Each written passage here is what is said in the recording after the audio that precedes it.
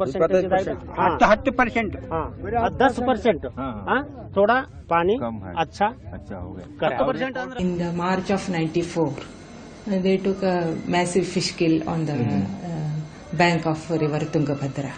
Then the chairperson of Karnataka State Pollution Control one person was Ghulam Ahmad.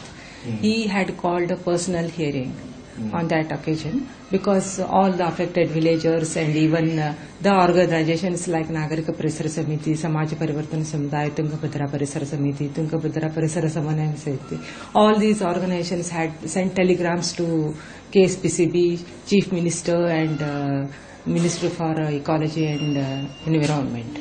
So all of them some of them had sent some officers to investigate and on the spot inspection. From the starting we had a demand that the local washtag committee should be formed so that the local affected people should know the position of the treatment plants in the factory premises. I am the chairperson and the officer, Deputy Environmental Officer of KSPCB, who is working at Davangere, that is near to this Harihar.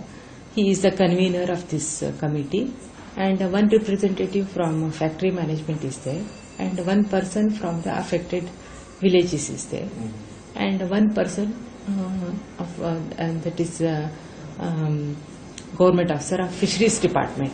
Now after this constitution of this committee and this continuous agitations of people, and because the villagers also have become aware of all these things, I think they are treating regularly. Karnataka Pulpwood Limited. The scrapping of Karnataka Pulpwood Limited and restoring the land back to the village was a great achievement. Villagers collectively decided to dedicate the land to developmental work. A new concept of village forests was mooted. A committee carefully went over proposals on how to plan the forests if they were to be grown near the villages. Villagers and government officials worked together on a plan. Which trees to be planted where was carefully thought out. It was further agreed that the type of trees planted and their location should be such that they benefited the ordinary villager. The entire village collectively took up the responsibility of ensuring that the plan was correctly executed. And that is why the developmental plan proposed by the organization was transformed into reality. An important fallout of this movement was the identification of medicinal plants and careful maintenance of their record. This is about history about Yerugudda Basavapura. It's 3 pages, 4 pages. Another list. And about the VFC, its information. Now it starts. Okay. It is on 11 January 2000. They have made serial number, name of the plant, then its use, the local name, then which part of that plant it is used. The movement's impact changed forest policy. So this is the thing you got from the government of Karnataka. Government of as the best forest committee. Yeah, you should be very proud of that. ಅದು ನನಗಿಂತಾನು ನನಗೂ ಸಂತೋಷ ತರುತ್ತೆ. ಇದರ ಶ್ರೇಯಸ್ಸು ಗ್ರಾಮಸ್ಥರಿಗೆ ಸಲ್ಲಬೇಕು. Okay. आणि ते देशभराचा जे संबंध एक. The movement brought a new realistic meaning to the concept of Panchayati Raj, local self-governance. Unlike the Joint Forest Committee, which included government officials, now the Gram Sabha would look after the entire needs of the village. A positive offshoot of this was the establishment of cooperative societies. The product of the village trees, like gum for example, would be marketed by the cooperative society. Villagers would collect the gum and hand it over to the society. The proceeds from the sale would then be put to collective use. Gypsy communities stay in the vicinity of villages and earn their livelihood by undertaking simple trades like basket weaving. The SPS provided them raw material and even built them homes to encourage them to settle down. ते उपलब्ध करून दिलं. ज्या सरकार विरुद्ध हे लढले Even the government, which they defied, has acknowledged the success of this movement. It honored SPS with the country's most prestigious environmental citation, the Priyadarshini Award. The extensive use of law courts and legal expertise gained by them allowed SPS activists to participate in several environmental struggles around the country. They helped other organizations to fight legal battles. See, major reason we moved to other parts of the country was for two developments. One is that friends such as yourself, Dr. Shivaram Karanth himself who wrote, and then other sensitive journalists like Ajit Bhattacharya has spread the issue of common lands as a national issue. In fact, that led to the policy changes that I was talking about earlier. The second thing was it spread the news of how we were able to use the legal activism, the legal instrument for bringing about changes for protection of forests and for fighting the exploitation of the tribals had reached far and wide. So none other than the collector of Bastar district, who was fighting his own government to save the forests and to protect the tribals, had heard about us, and a very important activist called P.V. Rajagopal from Madhya Pradesh had also heard about us. So it is this activist P.V. Rajagopal and it is the government officer Rajagopal Naidu, they brought us into the Bastar issue that made us move the Supreme Court. But as you correctly say, the legal, kind of insights that we had developed, we were able to bring about a stay order within a week's time, just as we had done in KPL case. So that set the ball rolling in the right direction, and because of our insights, we were able to bring the kind of enquiry and others that were necessary that brought the forest destruction in Bastar to a grinding halt and also reduce the exploitation of the tribals.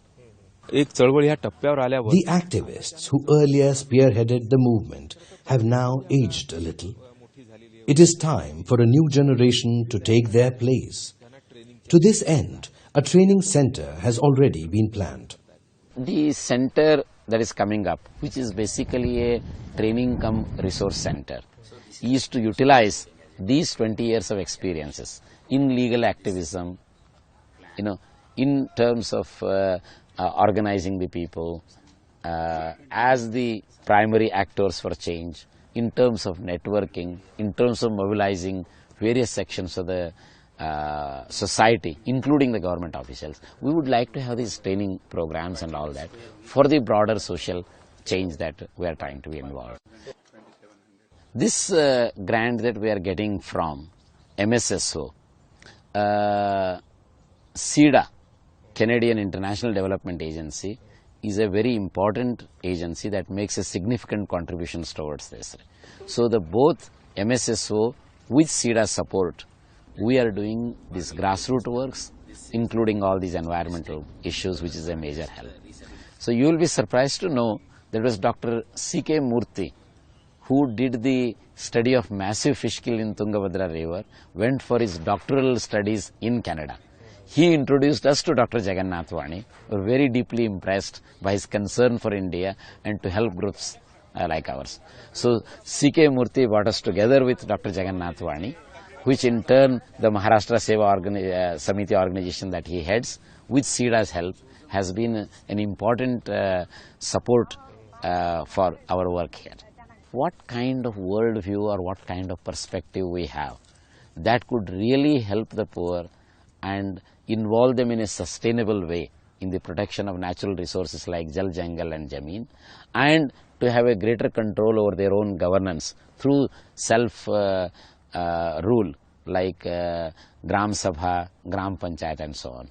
So this has brought to a concept of what is we call as the Azadi Se Swaraj. So what we gained in freedom to self-rule, correct, and what we gained in 1947 was basically an independence from the British rule. It was in fact the transfer of power from the white elite to the brown elite. And the vast sections of people like tribals and rural poor, their conditions have not changed. Unless these people are involved centrally in the management of natural resources like Jal, Jangal and Jameen. What is the Jal? Jal is the water, Jangal is the forest, Zameen is the land, and to some extent Khanij or the minerals. So these really form the basic livelihood requirements of the poor. And we feel from the policy of concentrating the management and control of these natural resources in the bureaucracies, this should be placed in the hands of the people. So for us, this Panchayati Raj institutions, or the 73rd Amendment, which really is an extension of Article 40 of Gram Swaraj that Mahatma Gandhi had visualized, these two together will form the broad framework for people's self-rule and control over natural resources. For us, this is the way out for the tribals and the rural poor to live a life of dignity and to gain their rightful place, as our constitution calls, we the people of India, justice, economic, social, political, educational. So we want to basically move in that direction with this worldview. As I take leave of this historic place in Karnataka, I am happy that the movement has arrived at a new threshold. Not just that, it is no longer confined to its own problems or geographically restricted. SPS activists are now involved in movements elsewhere, such as the tribal areas of Bastar in Madhya Pradesh and the forests of Orissa, where jungles are being felled to earn profits from a bauxite mine. SPS activists are now even providing training to fellow activists of social groups in other parts of India. I regard myself privileged to have witnessed this all-encompassing movement. Its dedication and inspiration, based on the principle of non-violent direct action, has strengthened my own belief in this pioneering principle.